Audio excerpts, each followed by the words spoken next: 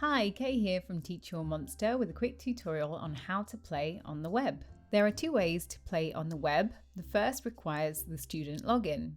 Click the login link here, and here you'll see all those details that were on your student cards.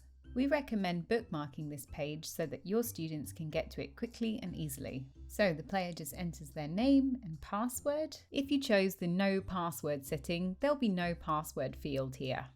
They click play and they can access all of our games from the screen here.